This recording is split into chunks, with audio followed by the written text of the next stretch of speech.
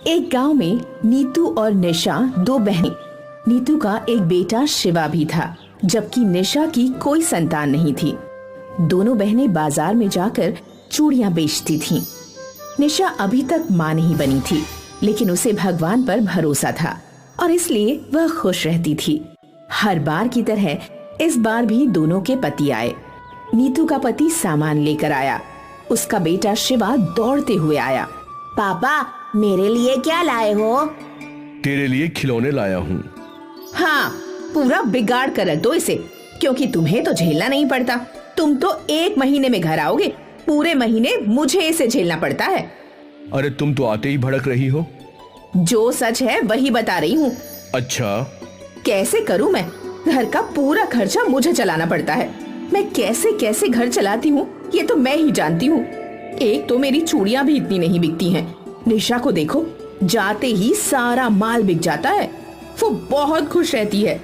वो तुम्हारी छोटी बहन है, फिर भी तुम उससे इतना चिढ़ती हो। वो खुश है तो तुम्हें भी खुश होना चाहिए। ऐसी क्या बात है जो तुम उसकी तारीफ कर रहे हो? तुमसे बहस करना ही बेकार है। नीतू कहकर अंदर चली गई। उसका पति भी चुप हो गया।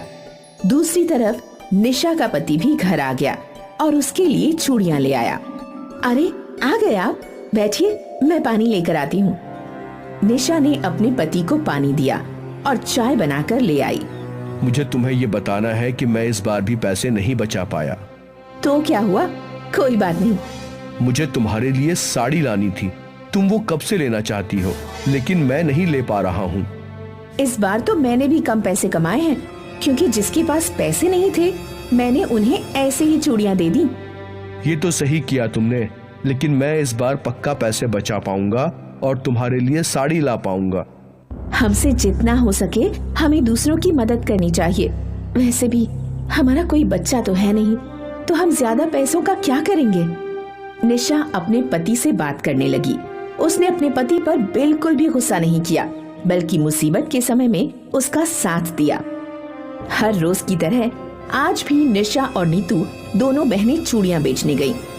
निशा, तू अपनी दुकान मुझसे दूर लगाया कर, क्योंकि मेरे ग्राहक तेरे पास पहुंच जाते हैं, जो बिल्कुल भी ठीक नहीं है। दीदी, ऐसा तो कुछ नहीं है। मेरी बिल्कुल भी बिक्री नहीं होती है, और वो सब तेरी वजह से, क्योंकि सब तेरे पास आ जाते हैं। ठीक है दीदी, मैं अपनी दुकान दूर लगा लूंगी। निशा वहां से दूर चली गई और जमीन पर एक कपड़ा बिछाकर दुकान लगा ली। नीतू ने भी अपनी दुकान लगा ली। तभी नीतू की दुकान पर एक छोटा लड़का आया। आंटी जी, मेरी माँ को ये हरी वाली चूड़ियाँ दे दीजिए। ये 30 रुपए की हैं। क्या तेरे पास इतने पैसे हैं भी? मेरे पास सिर्फ 20 रुपए हैं। मुझे 20 रुपए की चूड़ी दे दो। क्या 20 रुपए में क्या चूड़ी आती है? चल निकल यहाँ से। आंटी दे दो ना चूड़ी। मेरी माँ पैरों से चल नहीं सकती। मैंने ये 20 रुपए ही जमा किए हैं। तू यहाँ से चुपचाप निकल जा। मुझे ही लूटने आया है?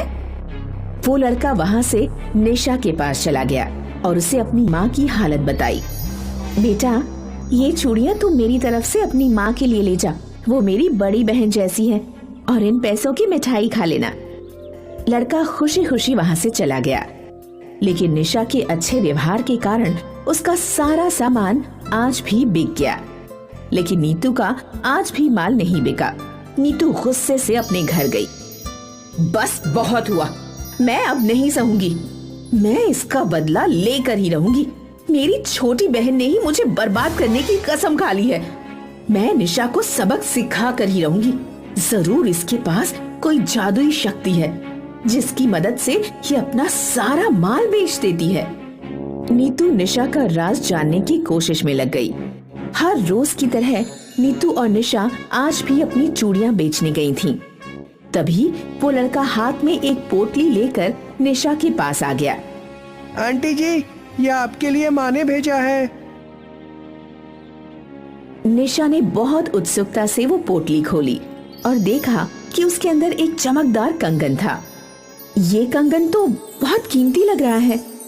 ये जादुई कंगन है और ये आपकी इंसानियत का उपहार है। इतना कहकर लड़का वहाँ से अदृश्य हो गया। निशा ने उस कंगन को अपनी चूड़ियों की टोकरी में रख दिया। कंगन के रखते ही सारी चूड़ियां सोने की हो गईं। निशा यह देखकर बहुत खुश हुई और उसने अपनी ये खुशी अपनी बहन नीतू को बतानी चाहिए और वह दौड़कर अपनी बहन के पास गई और उसे सारी बात बताई। निशा, इस कंगन पर मेरा हक है। लेकिन ऐसा क्यों दीदी? वो लड़का सबसे पहले मेरे पास आया था, मैंने ही उसे तेरे पास भेजा था, इसलिए ये कंगन मेरा हुआ ना? नहीं दीदी, ये कंगन मेरा ही है। अगर आपको सोने की चूड़ियां चाहिए तो मैं दे दूंगी। मैं तुझसे बड़ी हूँ और तेरे तो बच्चे भी नहीं हैं, तो तू क्या करेगी इसका? नीतू ने जबरदस्ती निशा से वो कंगन छीन लिया और अपने घर चली गई। निशा भी चुपचाप अपनी सोने की चूड़ियां लेकर घर चली गई। आखिरकार भगवान ने मेरी सुन ही ली। सच कहते हैं, जब भगवान देता है तो छप्पर फाड़ कर देता है, और आज भगवान ने मुझे बहुत दे दिया। अब सारी चूड़ियां सोने की बना दूंगी और कल चूड़ियां खरीद कर ले आऊंगी। वाह, मजा आ गया। नीतू के घर में जितने भी पैसे और चूड़ियां थीं, उसने सब एक जगह इकट्ठा की और उनमें कंगन रख दिया। लेकिन कंगन जादुई था, उसने उसमें आग लगा दी और सारा माल राख हो गया। नीतू सिर पकड़कर रोई और खूब पछताई, लेकिन अब कर भी क्या सकती थी, उसे उसके लालच ने ही डुबा दिया।